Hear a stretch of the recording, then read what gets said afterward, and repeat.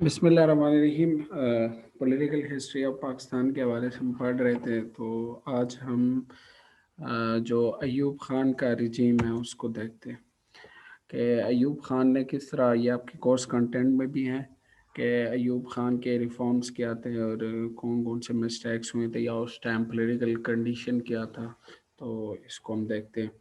From 7 अक्टूबर 1958 से लेकर 25 मार्च 1969 तक उनका ये रिजीम था अयूब ख़ान का। तो इसको देखे उस टाइम जो इंट्रोडक्शन को अगर हम देखें तो उस टाइम जो पॉलिटिकल कंडीशन था वो बहुत अनस्टेबल था। यानी अनस्टेबल था और इंस्टेबिलिटी थी उस time. And the country reach to on all time high with the killing of deputy speaker of East Pakistan. उसको किल किया गया और इस तरह डॉक्टर ख़ान साहब जो है उसको भी असैसिनेट किया लाहौर में इन मार्च 1958 को। तो इससे क्या हुआ कि जो आपका पॉलिटिकल कंडीशन था वो बहुत ज़्यादा अनस्टेबल था और एक पॉलिटिकल इंस्टेबिलिटी नज़र आ रही थी।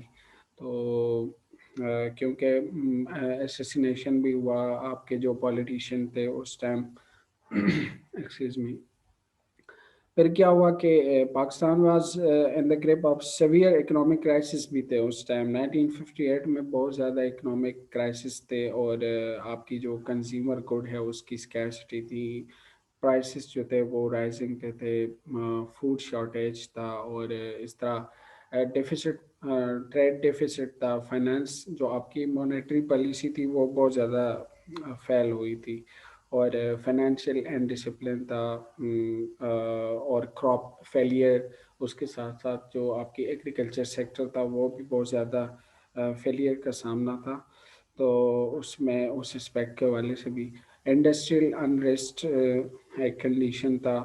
और इसके साथ साथ जो आपकी marketing, black marketing, hoarding, smuggling, corruption, ये बहुत ज़्यादा एक डीप पेनिट्रेशन हुई थी उसकी इकोनॉमिक लाइफ ऑफ पाकिस्तान में। ठीक है। तो उस वजह से जब अयूब खान आया तो उसके लिए बहुत ज़्यादा टफ एक सिचुएशन था और एक चैलेंज था इस सारे सिचुएशन से निकलने के लिए। ठीक है। अच्छा, जो आपका स्टेट ऑफ कलात का जो रूरल था उसने भी अनाउंस किया सक्सेशन फ्रॉम पाकिस्तान। और इस तरह आपकी जो पॉलिटिक्स हैं उसमें corruption, nepotism, all kind of evils जो थे उस टाइम, जितने भी आप गिन सकते हैं वो सारे के सारे आप पॉलिटिकल प्रोविंशियलिज्म की बात करें जो भी है वो बिल्कुल राइज पे थे। ठीक है। और इस तरह आपकी जो पॉलिटिकल लीडर्स हैं उसकी वजह से उनकी अना की वजह से और उनकी नेपोटिज्म की वजह से और उनकी गलत नीयत की वजह से जो आपकी पार्लियामेंट्री डेमोक्रेसी थी वो भी स्टेबल नहीं थी। कोई, क्योंकि प्रोविंशियलिज्म था, हर एक जो है अपने प्रोविंस या अपने स्टेट की बात कर रहा था। तो उस वजह से ये भी एक चैलेंज था। इसके साथ साथ आपका जो पॉलिटिकल सिस्टम था वो this was destabilized by then the political parties and the Muslim League became so weak so it could integrate a part of the country. So आपका जो पॉलिटिकल सिस्टम था वो भी बहुत ज़्यादा डिस्टेबलाइज था। मुस्लिम लीग भी उस टाइम बहुत वीक हुई थी। अच्छा, फिर क्या हुआ कि जो कॉन्स्टिट्यूएंट असेंबली थी delayed the constitution making, it became a field for political backing. एक तो कॉन्स्टिट्यूशनल जो कॉन्स्टिट्यूशन असेंबली थी उसने भी डिले किया, तो कॉन्स्टिट्यूशन मेकिंग प्रोसेस जो है वो भी स्लो हुआ उस वजह से। और साथ साथ आपका जो गवर्नर जनरल है उसने गुलाम मोहम्मद और सिकंदर मिर्ज़ा एक्सक्यूज मी, इन्होंने बहुत ज़्यादा एक वाइटल रोल प्ले किया इस फ्रेजाइल डेमोक्रेसी जो ऑलरेडी बहुत नाजुक सूरत हाल था। और आपकी डेमोक्रेसी जो थी बहुत फ्रेजाइल थी, उसको बहुत ज़्यादा डिरेल किया और भी। ठीक है। अच्छा, तो ये under these circumstances, the military general of Pakistan under the leadership of Ayub Khan, they prepared a plan to impose martial law on 7 October 1958 by forcing Sikandar Mirza to act. इस सारे जो आपने सर्कमस्टांसेस जो factors थे वो हमने अभी पढ़ लिए कि इन सर्कमस्टांसेस में मिलिट्री जनरल्स जो थे उन्होंने अयूब खान की लीडरशिप में मार्शल लॉ को इम्पोज किया।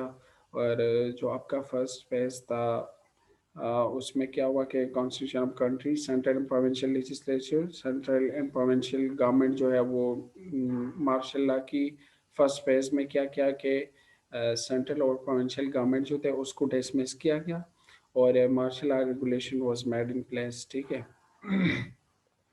इसके साथ साथ सेकंड फेज में सिकंदर मिर्ज़ा जो था they was depose due to the previous involvement and political instability of the country, उसको डिसमिस किया गया सिकंदर मिर्ज़ा को।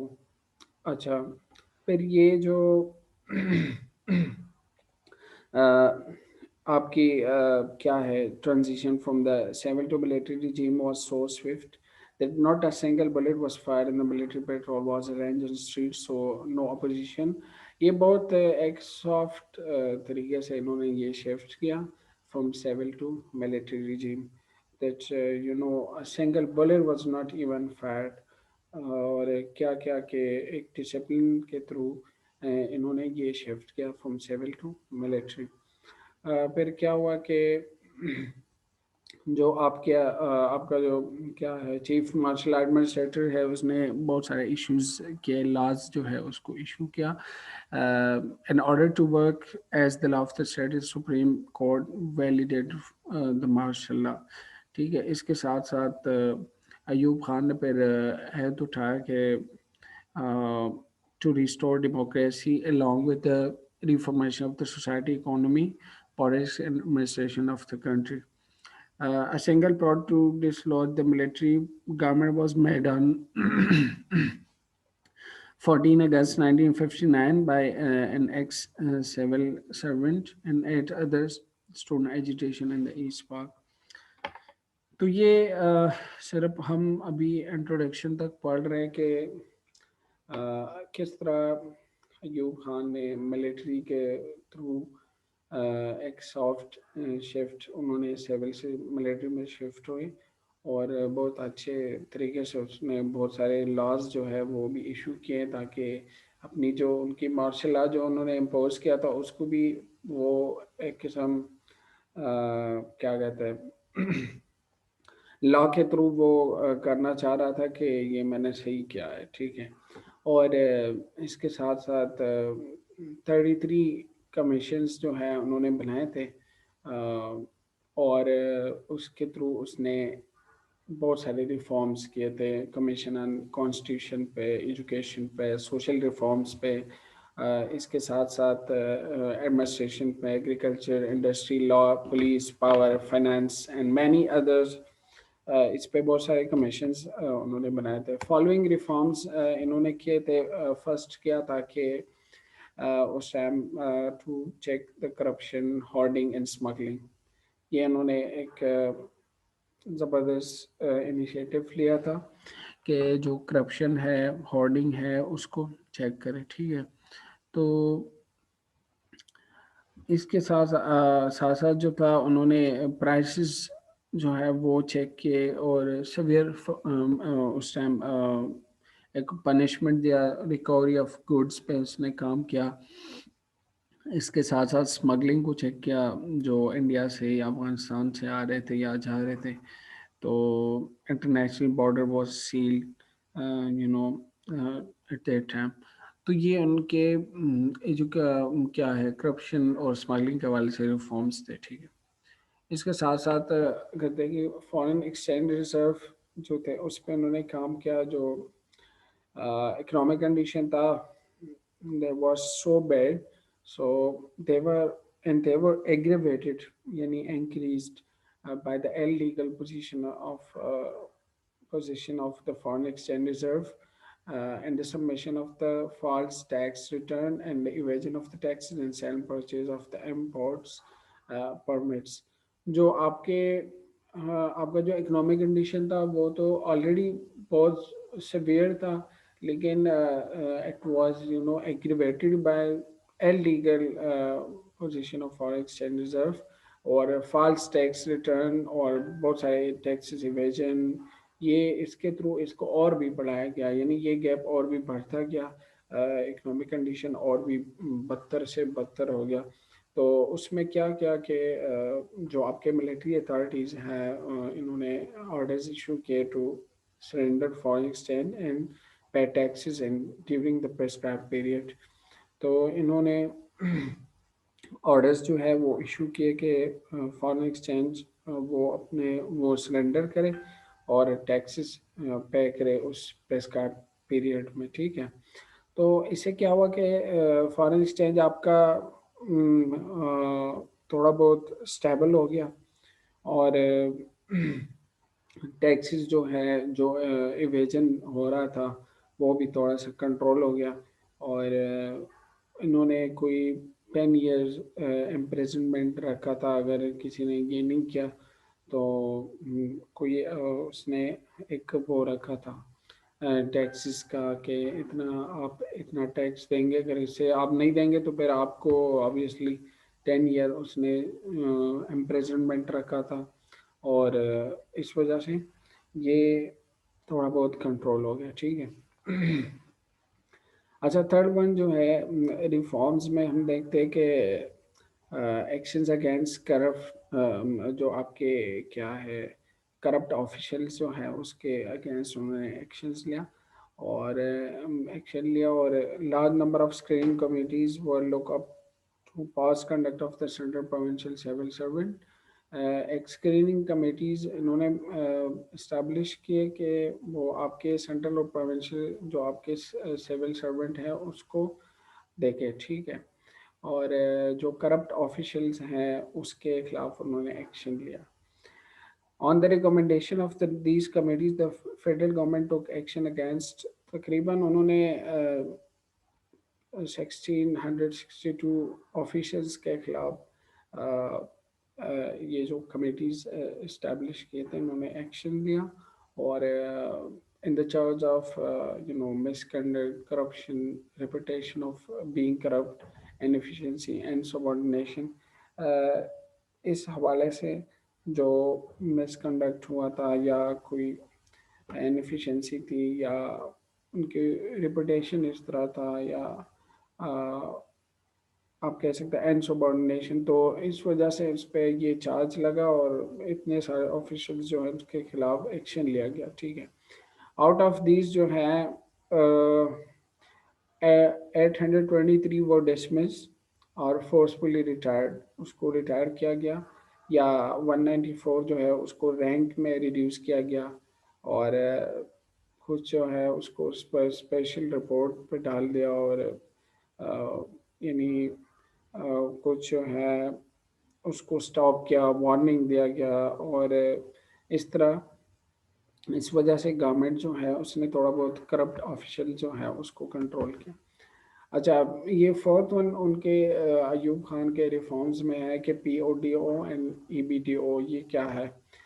To eliminate the influence of the politician from the body politics, Ayub Khan issued two orders, namely Public Office Disqualification Order (PODO) और Public Offices Disqualification Order, एक ये उन्होंने issue किया।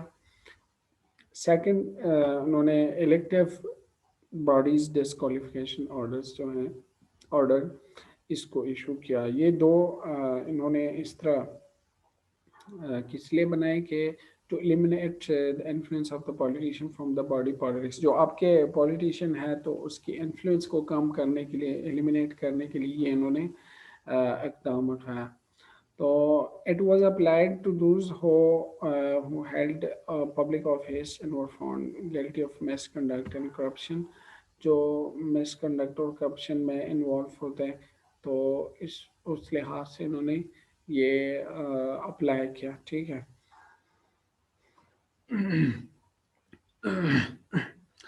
अच्छा, इसके बाद जो ट्रिब्यूनल्स हैं, they were set for the trial of ministers. जो आपके मिनिस्टर्स थे, डिप्टी मिनिस्टर्स थे, parliamentary secretaries, member of the legislative bodies, उन सब के लिए उन्होंने ट्रायल्स जो हैं वो कायम किए, ट्रिब्यूनल्स कायम किए। और दे हैड द ऑप्शन, वो खुद उनके साथ ऑप्शन था कि वो वॉलंटियरली रिटायर हो सके फ्रॉम द जनवरी 1960। ठीक है।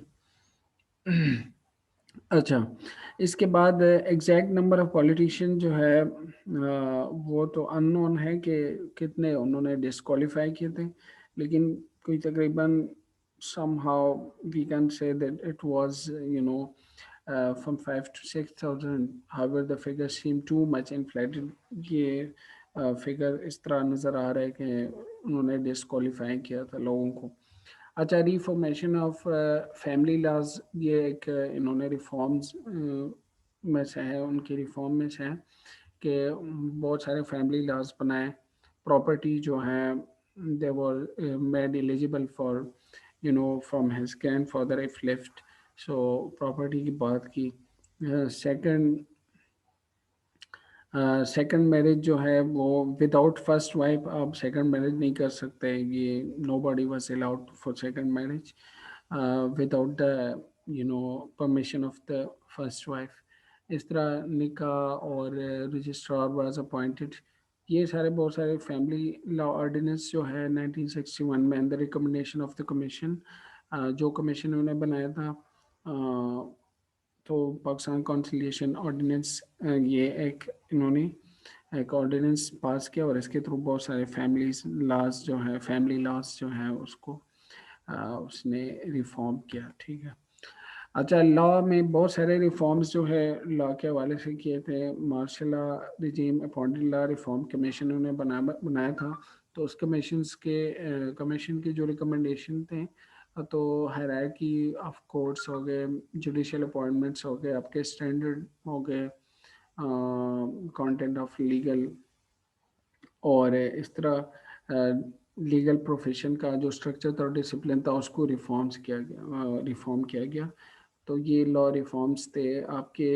Civil and criminal procedure law, evidence, jirga, panchayat system जिस तरह पंजाब में होता है, और their extension to suitable areas. तो ये आपके कुछ रिफॉर्म्स थे। However, the ideal of the speedy justice was never realized. फिर भी आपका आइडियल स्पीड जो था जस्टिस का वो रियलाइज नहीं हुआ, लेकिन कुछ न कुछ रिफॉर्म्स इन्होंने किए थे। ठीक है। लेबर लॉ जो है उसको इंट्रोड्यूस कराया गया to improve the production, distribution of wealth, आपका better working condition for labours, जो मजदूर है उसके लिए उन्होंने एक ऑर्डिनेंस पास किया था, एक लॉ बनाया था, और उसके थ्रू थोड़ा बहुत उनको फैसिलिटेट किया गया। जो आपके रेफ्यूजीज हैं उसको रिहेबिलिटेशंस उनका किया गया था, और इसके बहुत सारे उन्होंने रिफॉर्म्स किए थे। तो तकरीबन जो मिलिट्री रिजीम है, अगर आप देखें उसमें कराची डेवलपमेंट अथॉरिटी, उन्होंने कोई 18,000, यानी आप कह सकते 18,000 क्वार्टर्स बनाए थे कराची में। 7,000 quarter were provided in the Malir extension scheme. तो ये मिलिट्री रिजीम में रेफ्यूजीज़ का बहुत ख्याल रखा गया था उस टाइम। अच्छा, कैपिटल को उन्होंने चेंज किया था from Karachi to Islamabad, because the industrial and commercial circle of Karachi were unhappy. वो बहुत unhappy with the shifting of capital because it were cause the great inconvenience. Karachi इससे खुश नहीं था, फिर दे वर अनहैप्पी, बट उन्होंने ये चेंज किया था क्योंकि वो GHQ के सामने वो उसके क्लोज कांटेक्ट में आना चाहता था, तो इसलिए उन्होंने चेंज किया फ्रॉम कराची टू इस्लामाबाद। ठीक है। अच्छा, एजुकेशन में बहुत सारे रिफॉर्म्स किए थे इन्होंने, ड्यूटी के हवाले से पेट्रियाटिज्म और नेशनल सॉलिडेरिटी, ये इन्होंने इनकलकेट किया था आपके एजुकेशन में। तो इस तरह to produce the man of talent, character and ability of development of country. to obtain the diversion of the student to intelligence to appropriate sector like agriculture, technical field और vocational training. Technical field में भी इन्होंने वो क्या था कि लोग technical field में आ जाए, तो ये भी इन्होंने थोड़ा बहुत इस पे भी काम किया था, ठीक है। अच्छा, इसके साथ साथ साइंटिफिक रिसर्च जो है इसके लिए एक कमीशन बनाया था 1959 में, और उसकी रिकमेंडेशन पे they were implemented mostly after the withdrawal of the martial law. ये बहुत सारे तो वो बाद में फिर इम्प्लीमेंट हुए थे, लेकिन इन्होंने एक इनिशिएटिव लिया था। तो क्या क्या कि इन्होंने एक ग्रांट्स दे यूनिवर्सिटीज़ को रिसर्च के लिए, इस तरह separate division in the central government for the scientific and technological research, और separate division for the defence related research ये बनाया था। एक separate division defence related research के लिए भी बनाया था, और सेंट्रल गवर्नमेंट में एक साइंटिफिक रिसर्च वो कर रहे थे, उसे सेपरेट डिवीजन उसके लिए भी इस्टेब्लिश किया था। इस तरह मेडिकल काउंसिल हो गया, आपका न्यूक्लियर इंस्टीट्यूट हो गया, और Pakistan national scientific and documentation were centre were establish, ठीक है। तो ये रिसर्च पे उन्होंने बहुत सारा काम किया था। अच्छा, इकोनॉमिक रिफॉर्म्स जो है, एक बोनस वोचर स्कीम उन्होंने बनाया था स्टेट बैंक ऑफ पाकिस्तान ने। तो एक ये था, इस तरह स्पेशल इंपोर्ट वो वोचर जो आपको दे देते थे, तो उससे आप स्पेशल इंपोर्ट कर सकते थे, ठीक है, and you can sold it in the open market. और ये स्कीम जो है फिर जुल्फ़िकार भुट्टो ने मई जो आपका मैं 1972 था उसमें विड्रॉ किया गया। लेकिन ये एक अच्छा स्कीम था उस टाइम जो अयूब खान ने किया था। लैंड रिफॉर्म्स के इन्होंने ठीक है, और इसके साथ साथ इन्होंने एक लैंड रिफॉर्म कमीशन जो है वो इस्टेब्लिश किया 1958 में, जो हुआ था उसकी रिकमेंडेशन पे उन्होंने बहुत सारे रिफॉर्म्स किए कि नो पर्सन वुड ऑन और पोजेस मोर देन 500 एकड़ से ज़्यादा कोई होल्ड वो नहीं कर सकता, पोसेस नहीं कर सकता या ऑन नहीं कर सकता, और 1000 एकड़ ऑफ जो 500 एकर्स जो है वो इरिगेटेड का कह रहे हैं, 1000 एकर्स ऑफ अनइरिगेटेड लैंड, ठीक है। तो ये इस तरह इन्होंने एक वो बनाया था। और सेकंड ये था कि the land in excess would be resume on the payment of compensation in the form of interest bearing bond in 25 year. जो एक्सेस था लैंड में, वो फिर इस तरह कंपनसेट करते थे पेमेंट के थ्रू, ठीक है। तो ये उनके इकोनॉमिक रिफॉर्म्स थे। ये देखें, तकरीबन 7.75 मिलियन एकड़ लैंड जो था वो एक्सिस में था, और 2.40 मिलियन एकड़ जो था वो डिस्ट्रीब्यूट अमॉन्ग टेनेंट्स, वो उन्होंने डिस्ट्रीब्यूट किया, ठीक है। एग्रीकल्चर रिफॉर्म्स किए थे इन्होंने। एग्रीकल्चर डेवलपमेंट कॉरपोरेशन इन्होंने बनाया एक 1961 में। तो उसके थ्रू जो आपका वो है किसान है उनको अवेयर करना, और उनको टेक्निकल नॉलेज के बारे में अवेयरनेस देना कि किस तरह उन्हें मशीनरी को किस तरह यूज़ करना है। एग्रेरियन जो एक ग्रीन रिवोल्यूशन जिस तरह हम कहते हैं उसकी तरफ बढ़ना, ठीक है। ये देगा development planning, political instability hamper development planning. वो उन्होंने एक हर्डल था, जो आपकी पॉलिटिकल इंस्टेबिलिटी वो एक हर्डल था आपकी डेवलपमेंट में। तो उन्होंने कोई 6 ईयर डेवलपमेंट प्लान बनाया था। एक तो 1948 में जो इस्टेब्लिश हुआ था डेवलपमेंट बोर्ड, तो उन्होंने पहले 1951 से 57 तक प्लान बनाया था। तो अयूब खान ने सेम वही 1955 से 1960 तक 5 ईयर एक प्लान दिया, और उस प्लान के थ्रू उन्हें कुछ रिफॉर्म्स वगैरह और कुछ ना कुछ अचीव किया, इकोनॉमिक रिफॉर्म्स, लेकिन बहुत ज़्यादा कुछ डिज़ायर रिजल्ट्स जो हैं वो अचीव नहीं हुए। ठीक है।